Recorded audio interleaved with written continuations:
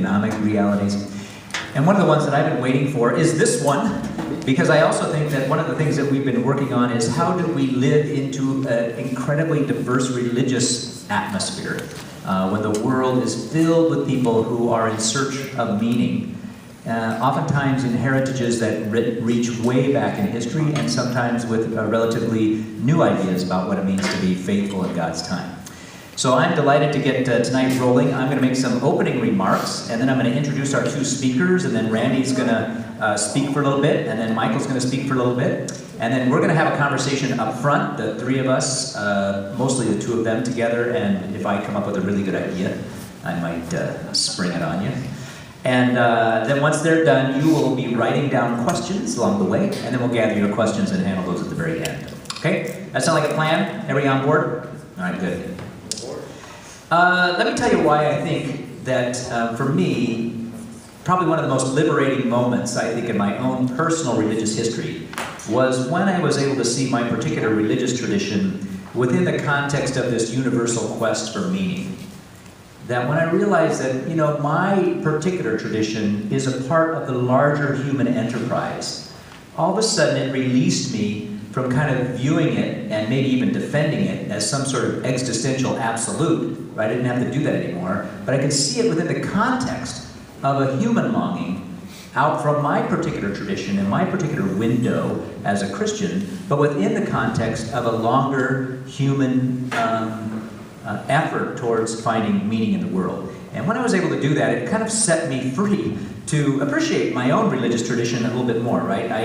I could live with it and commit myself to it, appreciate its roots, understand its depth, challenge its constructs, and feel like that's a good thing to do because I'm participating in it as one who trusts that it will help me find meaning in the world, but that it's not the only way.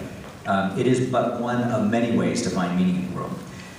But so more importantly, what happened to me as I kind of did that is I think I became more compassionate and open to the many meaning-making enterprises that exist in the world. And I think that made me ultimately a better person in my own faith journey.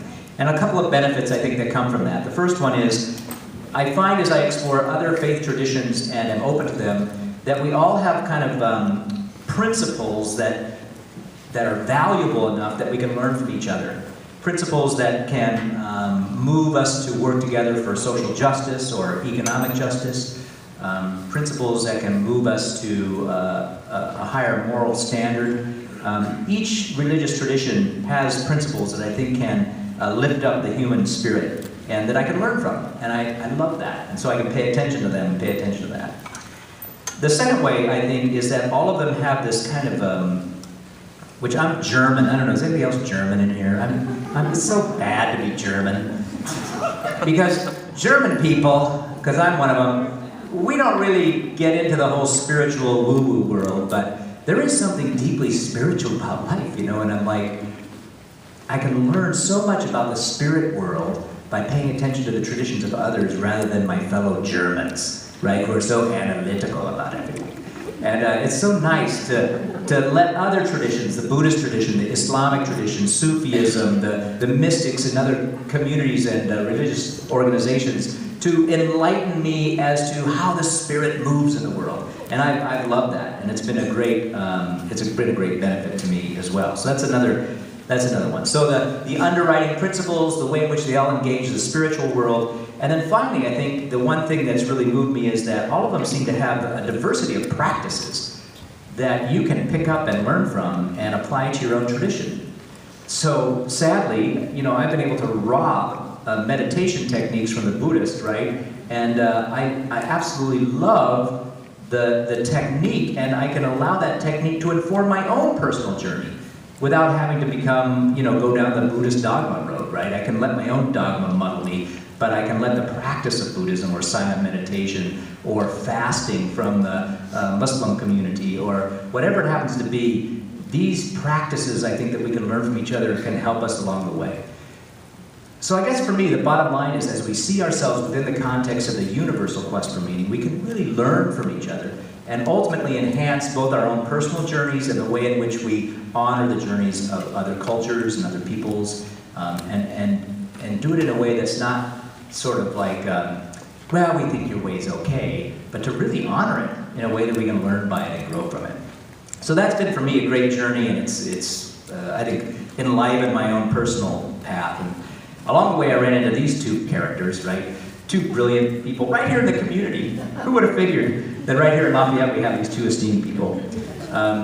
Randy and Christine are a member of our congregation, but they have been on a long, long journey that have given them great wisdom along the way. Randy is a writer and a religious scholar. He's a musician, and he teaches music as well, a music instructor. He was a former minister himself, a public school teacher. He earned his master's degree in humanities and his doctorate in a toughie, philosophy, and religion as well. He's written some scholarly works on the psychological dimension of religious myth and experience. Did you get that? The psychological dimension of religious myth and experience, primarily from a Jungian perspective. And he tackled, I think, primarily the Gospel of Mark in his thesis around doing that, looking at Mark to see the kind of Jungian archetypes that floated around in that Gospel as a way of understanding its psychological connection to the human condition. And so that's what Randy brings to the table tonight, so we're glad to have him. The next guy is Michael McAllister. Michael has written a book that's available in the back that he might sell after all is done tonight, called Awake in This Life, a guide for those climbing the mountain of spirit. I love that line. Did you come up with that yourself? Believe it or not. Climbing the mountain of spirit, that's beautiful. He lives right in the community. He's a teacher. He's been in Pleasant Hill for up to 15 years, and he teaches psychology at Acalanes High School, and I think many of you have had kids who've gone to Acalanes. That's the school teacher right there, so we're delighted with that. Michael has also studied abroad, had teachers in both Thailand and Nepal, explored different traditions and different cultures, predominantly Buddhism and Zen-inspired practices as well. And I think what's even greater is that he's created right here in Lafayette a Sangha, or a community called Infinite Smile Sangha. And with meditative practices and teachings, Michael guides the community, a couple times a week, or at least once a week? A couple times a week? On Monday nights, yeah. Monday nights. Guides the community deeper into the spiritual life. So a Jungian thinker and a combination, I'll let him explain it to you, but a combination kind of Buddhist, global, integral person, who maybe he can explain that to us, to kind of help us expand our own sense of what does it mean to strive after a universal quest for meaning as a people. Okay? So with that, I'm going to turn it over to Randy, and Randy's going to kind of pitch his insights for us tonight, and then we'll move to Michael. So Randy, you want to start us off? Absolutely. Okay, they say I got to get close to this. Well, that sounds pretty good right there. You can all hear me, right? Okay, good. Well, I'm not German, I'm Italian. And, you know, we like to talk with our hands.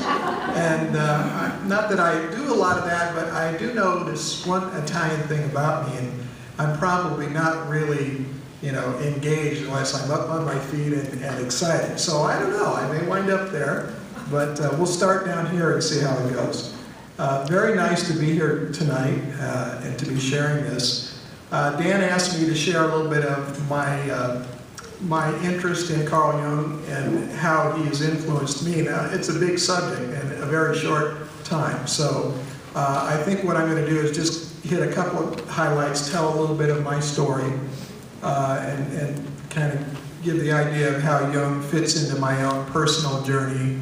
I actually am a former minister and was ordained into the ministry at the ripe young age of 22, and left the ministry by the ripe old age of 35. So that was quite a while ago, and but that journey was very revealing to me, and there were a lot of struggles involved. As a young pastor, I can remember very specifically my frustration with the tools that I had available to me. Now, I was a Pentecostal pastor and preacher, and again, talk about, you know, talking with your hands and other things. Very demonstrative and emotional sort of orientation there, which was great. I loved that. But there were dimensions of it that I felt frustrated with. I had started a small church in Palo Alto, and you know, when you hang out your shingle, and you say, come on in, everybody that doesn't fit in everywhere else, boy, you get them. You know, they all come. And of every stripe, and I can remember having a small church, but having a church that was full of a lot of very wounded people. And so this frustration began to work in me that I didn't have the goods as a pastor. Not only that, but that my tradition somehow didn't have the goods. And it led me to begin to question not only my own Pentecostal tradition, but probably the larger Christian tradition in some ways. And being sort of a philosophically oriented guy, I began to sort of dig and look at what are the assumptions, what is the history, what's the story here, what's going on, what's the real deal. And somehow Jung came across my path. I think my first exposure to Jung was probably through Joseph Campbell. And let me turn this way since Dan is done. And Joseph Campbell, how many saw The Power of Myth? Did you see that? If you haven't seen that and you'd like an introduction to Jungian thought, I can't think of a better one. It's a great series. I was pretty young at the time, but it was pretty amazing. And I sort of put it away, and then at the right time, it began to come back. When I really began to look into, Yeah, I was going to say, I have no notes. So. I got more than enough. As a young pastor, you know, what I found out that was interesting about Jung was that he was also the son of a pastor. And he came from a family of pastors, Swiss Reformed.